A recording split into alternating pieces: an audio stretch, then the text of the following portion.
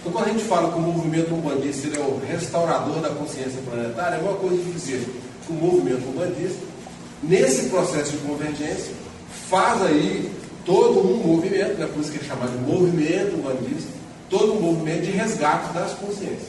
E é essa forma que vai nos integrar, né, é algo que a gente chama de protossíntese religio-científica, no primeiro momento, para posteriormente a gente alcançar a protossíntese cósmica. Lembrando que a somatória de sabedoria e amor é protossíntese cósmica, fundamento esse já divulgado há algum tempo, né? Talvez o precursor disso tenha sido o pai Mata, né? Rodolfo Luz da Mata e Silva, e depois continuado pelo mestre Aviado. Doutrina da qual nós compatibilizamos, nós compactuamos e acreditamos que esses fundamentos podem sim ajudar o surgimento da humanidade. Eu havia prometido de falar sobre os 10 princípios, sempre fazendo aquela abordagem, né, da linguagem androgônica, cosmogônica e teogônica. E talvez há 2 ou 3 vídeos atrás, achei por bem explicar mais alguns conceitos, antes da gente entrar, em especial no primeiro princípio que fala sobre a divindade, né, que não é algo tão simples. Então, falar sobre a divindade, falar sobre Deus, ainda que seja numa linguagem androgônica, não é tão simples quanto possa parecer. E aí nós estamos dando mais outros, né, sedimentos para que a gente possa avançar nos conceitos, né, preconizados no agrupamento de Umbanda da Estrela Azul, ou seja, no plano do Caboclo da Coral. E hoje eu queria, dentro dessa pragmática, conversar com vocês a respeito da importância ritual. Vocês estão aqui todas as terças-feiras e, acredito eu, buscando se integrar, né, com o poder superior, o poder da divindade, que a gente chama aqui de sagrado. Lembrando que o sagrado é o ponto de convergência comum a todos nós. Lembram disso que estou explicando? Por que o sagrado é ponto comum de convergência? Porque o sagrado está na filosofia, o sagrado está na ciência, o sagrado está na religião, o sagrado está nos aspectos filosóficos. E já expliquei que nós temos essas 4 particularidades em nós mesmos. Então, sabendo extrair a nossa ciência, a nossa filosofia, a nossa arte, a nossa religião, a gente consegue fazer esse processo de convergência, desde que a referência nossa seja o sagrado. Então, o sagrado é ponto de fundamento, baseando nós nesse convite, né, à convergência. Quando falamos de convite à convergência, é esse poder de integração da unidade, espírito-matéria. Lembrando que a nossa essência está manifestada agora no corpo físico. Essa é a nossa natureza, já aprendemos, humana, mas que reflete a nossa natureza espiritual. Então, se a gente conseguir convergir, fazer essa compatibilização das nossas realidades espirituais com as nossas realidades humanas ou material, a gente, queira ou não, estaremos buscando o processo de convergência no mundo que a gente chama de unidade. Porque nós somos espírito manifestado no corpo. Essas 2 realidades estão presentes aqui nessa minha forma de expressão. Então, eu como espírito, eu penso, sinto e ajo. E são expressões de quê? Da personalidade espiritual. Então, quando eu digo eu tenho uma personalidade espiritual, eu tenho uma característica forte, particular, própria, de pensar, de sentir, de agir. Por isso que eu venho defendendo aqui nas nossas conversas que ninguém é igual a ninguém. Nós somos seres individuais diferenciados. E aí o convite do caboclo, né? Só para a gente relembrar, o caboclo tem preconizado nessa casa que a gente deve buscar a unidade na diversidade para vencermos as adversidades. É uma frase antiga, ela já deve ter mais de, talvez, eu acho que acredito, salvo engano, mais de 13 anos que ela está lá no quadro. E abaixo dessa frase, inclusive, tem um do Gamaliel, né? Que ele fala, logo quando a gente escreveu essa frase do caboclo, a gente colocou outra bíblica embaixo para fazer esse link, né, do objetivo da nossa casa.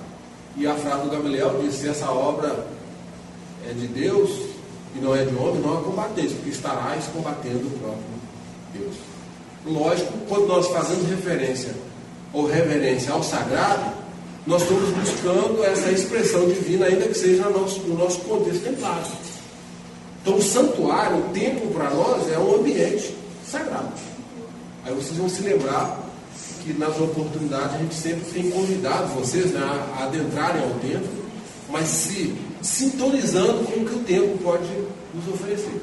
E aí a importância de sentir o cheiro do templo, sentir o gosto do templo, sentir a energia do templo. São convidados a tirar os sapatos, né, para pisarem aqui nesse espaço que chamamos de sagrado.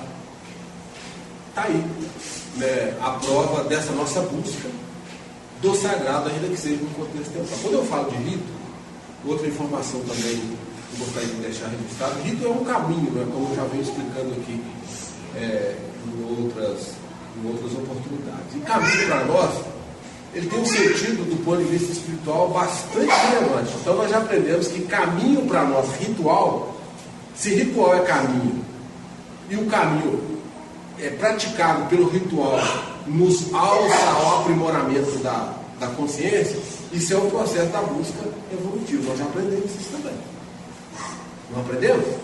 Então, quando falamos em ritual, falamos em caminho, nós estamos falando de evolução. Automaticamente nós estamos falando também da busca da nossa ancestralidade, da nossa essencialidade, da nossa espiritualidade. Esse processo de busca, caminho, nós também já demos aqui algumas dicas para vocês. É o processo de verticalização. A gente não pode ficar preso às questões humanas, mas temos que reverenciar ou aprimorar os quesitos do espírito. Então nós não podemos ficar olhando só para as coisas da matéria, da realidade dos homens, as contingências humanas. Essa visão, como nós chamamos aqui já, também explicando a vocês, a gente está chamando essa visão de visão horizontal. Quando nós levantamos a nossa cabeça num sentido superior, ou seja, levamos a nossa mente à divindade, ao sagrado, nós nos verticalizamos no espírito. Ou seja, esse é o caminho ritual que nós buscamos aqui, o aperfeiçoamento do espírito. Buscar o aperfeiçoamento do espírito é ampliar o poder de consciência espiritual. Para que isso aconteça, nós temos que combater a ignorância, nós temos que combater o ódio, nós temos que combater os apegos.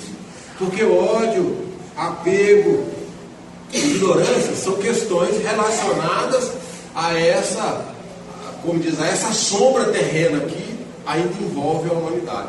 Qual que é o convite dos espíritos ilustres, ou os ancestrais, como nós chamamos, que é a criança, o caboclo, o pai velho, o Exu, ao comando de quem? Do Cristo, que é o luminar de todos os luminares. É a gente fazer ampliar essa iluminação de consciência. Bom,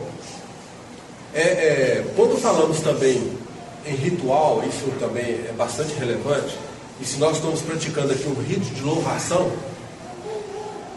o que deve ficar em mente para todos nós é o seguinte: quando nós louvamos um orixá, ou seja, fazemos a louvação a um Senhor da Luz, nós buscamos essa conexão com a luz. E só para facilitar esse nosso entendimento dessa realidade que estou aqui me expressando, buscar a iluminação, ainda que seja pelo ritual de louvação, é acender os chakras. E aí nós não podemos esquecer que nós temos a representação de cada um dos orixás através dos chakras. Então, quando nós ritualizamos ao orixá Ogum, e simbolicamente dizemos aqui, né, que o orixá Ogum é o senhor das lutas, das demandas sagradas, das demandas interiores, todos nós temos esse desafio a vencer. Só que nós só podemos fazer ou vencer ou suplantar esse desafio se a gente tiver com o nosso chakra, que relaciona a este orixá, bastante ativo. E aí sim, os desafios, não importa se são terrenos, se são espirituais, serão vencidos com maior facilidade. Então, toda vez que nós nos reencontramos aqui às terças-feiras, assim, de uma forma bastante resumida, nós fazemos uma louvação aos Senhores da Luz, em especial ao Orixá Ogum, que é um dos 7 Senhores da Luz. Só que essa representação, ela desce até nós através de quê? Da ancestralidade, que são os emissários, os espíritos vinculados a essa linha de força. E aqui especificamente, nesse ritual adequado, adaptado, conforme os fundamentos passados pelo caboclo, né, das 7 espadas, ou seja, o mestre Orixauara, nós aproveitamos essa reunião desses espíritos de luz lá em cima, todas as terças-feiras, para quê? Para facilitar esse intercâmbio vibratório. Então, automaticamente, se eles projetam luz de cura sobre o nosso planeta, e nós estamos conscientes dessa realidade, nós automaticamente nos iluminamos. Buscar essa iluminação é se acender, né, a espiritualidade, é ampliar a consciência, é se verticalizar as questões do espírito. E aí eu gostaria de encerrar dizendo isso a vocês.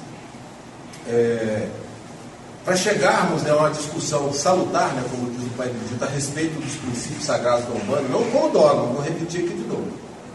Os 10 princípios propostos por nós, eles não devem ser encarados como dogmas. São proposições filosóficas para que a gente possa refletir sobre os aspectos essenciais da doutrina. E aí, nós vamos começar com o processo para conhecer a consciência una, ou seja, a divindade, até onde ela pode se aproximar de nós, à medida que a gente for desdobrando, né, os princípios. É isso. Encerro então, dando mais essa informação, e quem sabe na próxima terça-feira a gente amplia um pouco mais o nosso